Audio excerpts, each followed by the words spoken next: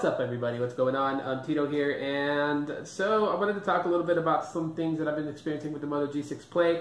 Is I've been getting messages from other people that have the Moto G6 Play asking me, is my phone doing this? Is my phone doing that? Hey, I heard that you've been having some issues and your phone's defective. Is this what's happening with your phone? And so I'm going to put all that into one video right now for you guys and let you guys know some of the issues that I'm having and like temporary fixes for it until either Motorola does like a software update to patch those bugs. We'll see. Because this is a very nice phone. I really like this phone.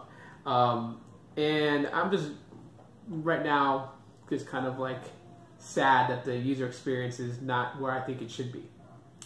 All right, so one of the first things that I've noticed is the LTE connectivity with this device. Now, I've noticed it, kind of turned a blind eye to it, thinking maybe, oh, just because, the weather here, because the weather does affect your network connectivity. And here where I'm at, heat can skyrocket to like 117, 120 degrees. That can play a major factor. However, I was in an area that's known to have good boost mobile signal, and I was just like, what's going on? Because I was trying to download an app. It was only a 10 megabyte file, and it took a while. It took 7 minutes. That's absurd, right? You guys are going to agree with me. That's crazy. That's crazy that it would take 7 minutes to download a 10 megabyte file.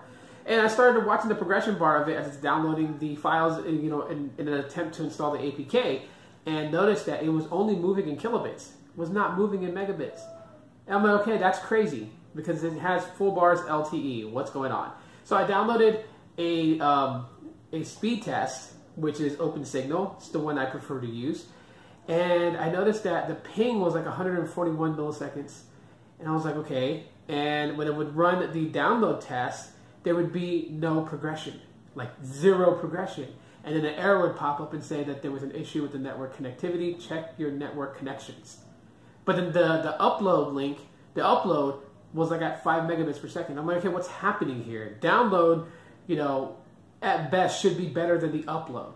I mean, you're never really going to have a network carrier that has matching download and upload speeds. The download should always be better than the upload in order for you to get your information faster. So I was like, okay, what do I do? Well, temporary fix for that, which you'll have to get used to doing, which is annoying, is resetting your network. So resetting the network resets the network connectivity, the Bluetooth, and Wi-Fi. It wipes everything that has to do with that and reprovisions it. And while it reprovisions your network, it does not reprovision your Bluetooth or your Wi-Fi, so you're going to have to re-log into your Wi-Fi and everything like that. That kind of helps that, because once I did that, then my speeds jumped back up to 60 megabits per second, 70 megabits per second, and I was fine. It's just every now and then it just starts to do that. I don't exactly know why. Even going into recovery and wiping the phone sometimes helps, but at times it just keeps coming back. So hopefully this is an issue that can be fixed. Maybe it's just the radios in the phone, and maybe if they flash new radios into it, maybe that will help better. So if you guys are experiencing the same thing, let me know in the comment section too, by the way. Another thing is that when the phone starts to lag, and this is something that's kind of crazy because it's not lagging because of performance issues. I don't know exactly what's happening with this lag.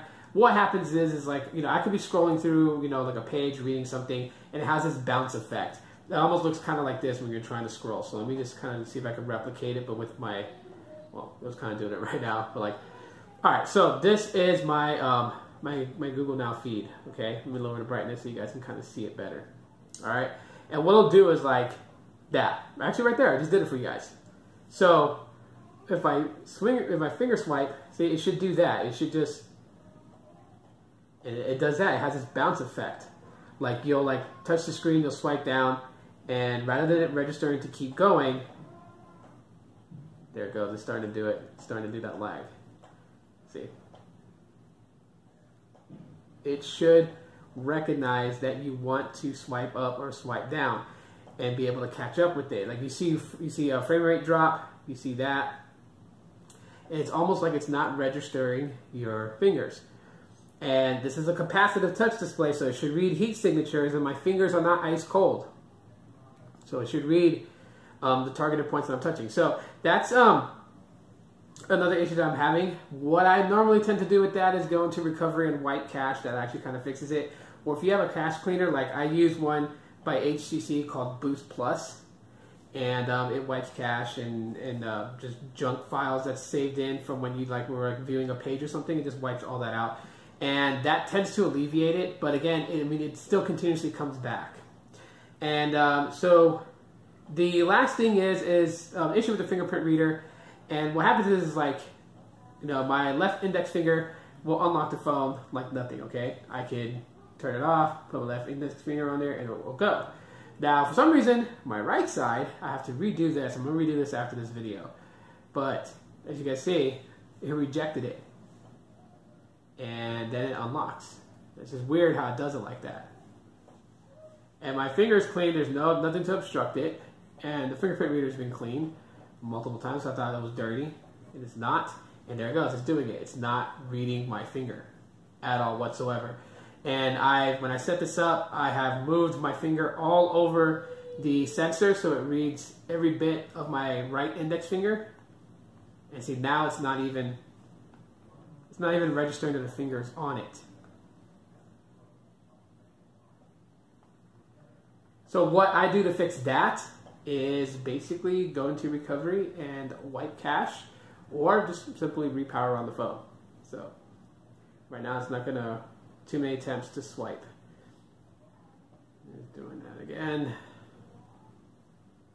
So quick finger movements, phone does not catch up with. Now, these are things that, I'm looking at the phone and I'm like, okay, this is an issue I'm having with the Moto G6 Play, and one thing I'm for sure that can fix a lot of this issues that I'm having is a software update. Yet Motorola has yet to pump out a software update for this phone. I've sent multiple feedback to them to let them know the issues that I'm having with the phone, because this is a really awesome phone, okay? When it is working as it should, it is a great device. It's just those bugs is what's really holding it back. And so I'm hoping that Motorola will fix that. Now, the last thing that I frown upon about the Moto G6 Play, and this has nothing to do with software or anything like that. It has to do with body build. And yes, when I first got the phone, I initially thought this was glass. It's acrylic plastic, and I'm okay with that. All right. Hey, I feel a lot better now that if it drops, I'm not breaking glass. I mean, there's plastic, and it'll probably shatter the same way, but at least I know it's not as frail as, say, my Moto X4 that actually has glass in the back. But the thing that really gets to me is at the edges of the phone. Okay, so there's this gap in between the back of the phone and the plastic rail, and things can get inside. So that's what I'm very, very concerned about. Lint can get in there. I've seen dust get in there. I had to pry it out with a toothpick, just because I like to keep my phones in good shape. And that to me is just a big no-no for a company to have such a cosmetic flaw like that. I really wish that, I don't know if you guys can really see in there as good as can be. But yeah, there's a gap right there. If you run your fingernails through it, you can feel it. It almost feels like that you can pry up the plastic sides. It almost feels like you could just literally dig your finger in there and just pull it and break it. So I'm very disappointed in Motorola for that. But those are some of the things that I found to be negatives with the Moto G6 Play. And that, I guess, hopefully that answers some of the questions that I got. And if you guys are experiencing the same thing with the Moto G6 Play, let me know in the comment section of the video. Because I'm really, I can say that my phone is defective compared to everybody else's. But the only way I'm really going to know is by a lot of you guys letting me know that on this phone, are you guys seeing the same things, experiencing the same things? If you're not, then I know it's a defect. If you are, then it's a defect that is basically affected a lot of their units that Motorola needs to pay attention to. So with that, guys, drop a like if you guys enjoyed the video and if it was informative. And yeah, I'll see you guys in the next one. Aloha.